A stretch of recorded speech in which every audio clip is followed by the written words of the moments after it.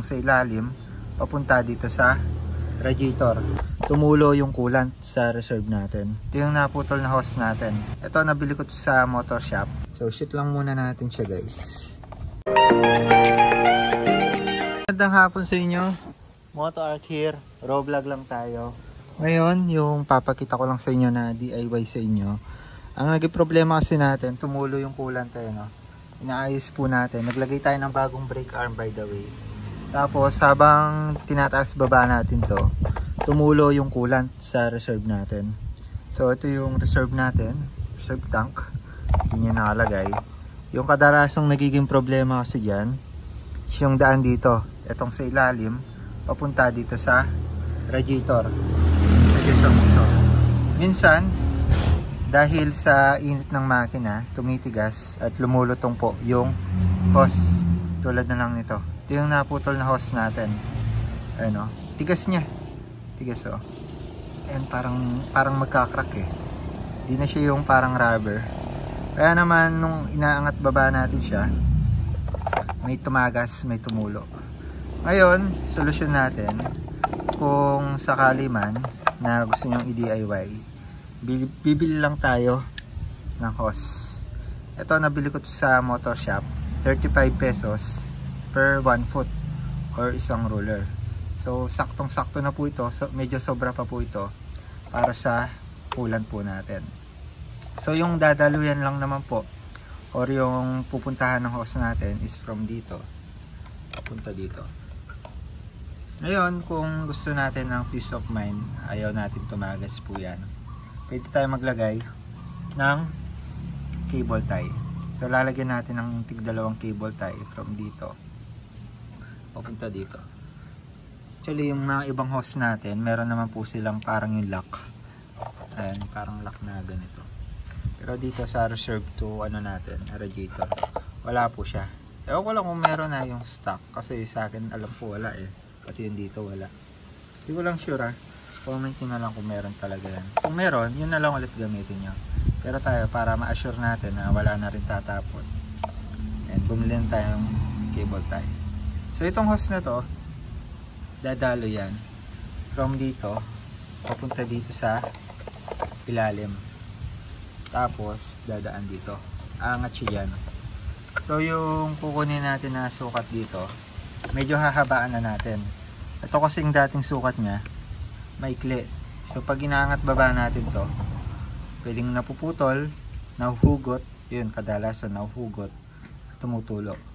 So ngayon, hahabaan natin ng konti para kahit anong angat baba natin itong ating mga tire hugger, di siya tutulo. Kasi sayang naman yung coolant natin, diba? Mahal din yung coolant, so marami rin yung laman ng reserve natin. Hanggang dito lalagyan natin para maiwasan din yon, safe tayo, wala pong mga leak. Nagbabiyahe tayo, hindi rin natin alalahanin na mahila, ganun. So ito kasi tinataas baba ako dahil naglalagay tayo ng gulong. Ito kasing tire hugger natin, OEM, inaangat baba lang yan para malagay baklas yung gulong po natin. So yun, para hindi na natin problemahin na yung ganung problema, pasok lang natin tong hose, tapos lagyan natin ng cable tie. So pakita ko sa inyo yung process. So una nating ilalagay itong part na to. So itong hose na to, di ko alam kung ano yung diameter nya, no? Pero halos same lang naman yan. Dalhin nyo na lang tong reserve sakali man. Pero yung sukat nya, yung typical lang naman na hose, isa lang naman yung sukat nyan. Yung sumunod dito, sobrang laki na. Yung mga parang ganyan nakalaki, no? Pero yun, sabihin nyo na lang pang water pump or pang reserve, pang coolant, ganun. Suksok lang natin dito yan. Tapos make sure natin na malinis. Yan. Medyo rubber naman to.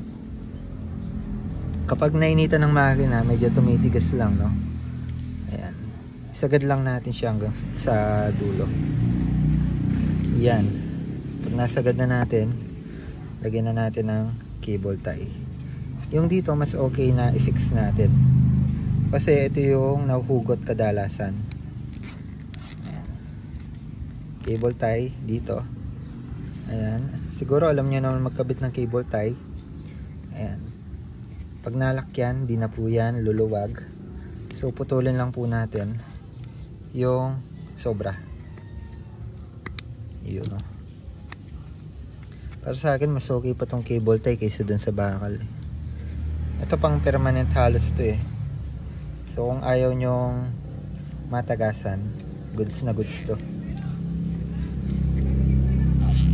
Ayan. Yun, sakto.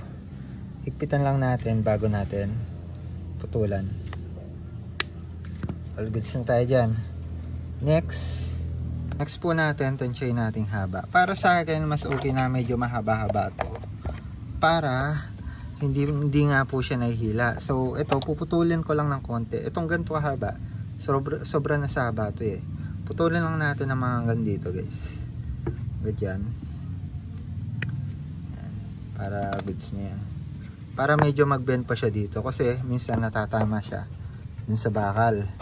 So dito yan dadaan eh. So para liliko pa siya papunta dito. Ayan, dito sa nguso dyan. So shoot lang muna natin siya guys. Shoot natin. Tapos ayan, ilagay na natin siya dito. Ayan. So may video naman tayo ng paglalagay natin ng OEM kasama na to. So saswak lang natin siya dito. Sa butas dyan. Sa butas dito. Para mag-fix po siya. Tapos yung hose natin, mahaba-haba pa nga eh. And putulan pa siguro natin ng konti. Medyo mahaba pa. Pangit naman yung sobrang haba. Kasi malalagyan din yan ng coolant eh. Tulan natin. Okay na siguro dyan. And tapos, iyan na lang natin dito sa nguso. Yan. Pasok lang natin dito sa nguso papunta sa radiator. So kakasya naman yan, medyo flexible lang. Yan, medyo okay na, nalubog na natin.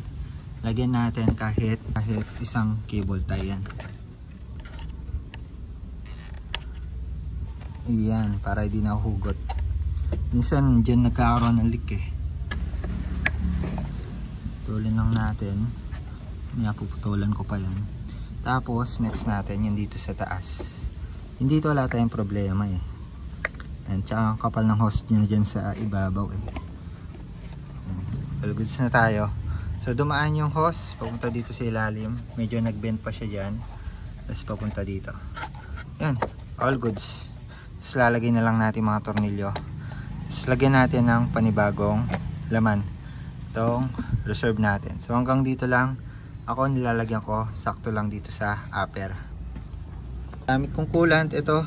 Ayan, medyo luma na. Pero yung talagang ginagamit ko, Prestone. Tapos Extreme. Tapos yung Honda coolant. Yun, basta yung premix na siya. Hindi na kailangang lagyan ng tubig or haluin. So ayan, napuno na po natin yung reserve natin. By the way, di ko alam kung anong tatak ng coolant na to. Pero ginagamit ko rin siya sa sasakyan. Pwede rin siya pang motor, no? And kulay green. Pwede na natin siyang takpan, guys. Tapos, kung wala po talaga kayong mabilhan ng hose, yung katulad nito, at emergency, kailangan nyo na ilagay. Pwede nyo pong gamitin itong exhaust po niya. Ayan, yung tube po niya, yung drain, kapag napupuno or medyo nag-overflow, dito po kasi lalabas yung coolant natin. So yan, yung extra tube po na yan, diretso lang yan hanggang sa baba. Ito yan. Pwede po kayong pumutol ng mga kakailanganin yung mga isang dangkal actually. Isang dangkal po, to be specific, para mapunan po yung lalagyan or yung hose sa ilalim kung sakali mang emergency. Kasi itong hose na to, purpose lang yan yung mga sobra. So pwede nyo siyang putulan hanggang doon. Kaso yung tulo ng coolant nyo, halimbawa mag-overflow, is dito na, medyo magiging messy. Kaya kailangan natutok talaga yan pababa. And pero soon, pwede nyo rin naman palitan kasi hindi naman laging may tumutulo dyan. Case of emergency lang naman. So yun, okay na tayo dito. Naparaanan na natin. Make sure na natin na kahit angat baba natin to, no? Ayan, naka-cable tie na. Hindi na rin tatagas dito sa ilalim. So yan, sa mga naka-OEM Terhager, alam ko, usual na problema yan sa inyo. Not sure lang kung kapag nakastock pa kayo. And sa paglalagay ng takip, kailangan sagad po siya. nakalubog. Lubog talaga guys. Hindi yung patong lang. Para hindi po siya sumingaw. So yun, tornilyuhan na lang natin. Tapos all goods na tayo. So ganun lang solusyonan yung tagas ng reserve tank po natin or may defect na hose papunta sa ating mga radiator. So para wala tayong maging problema sa overheat, solusyonan po natin agad yan. Bili ng hose or pwedeng pumutol po tayo dito. Hugutin nyo lang yan. Putol kayo ng mga isang dangkal. All goods na yan. The more click, the more you know, tagas sa reserve coolant.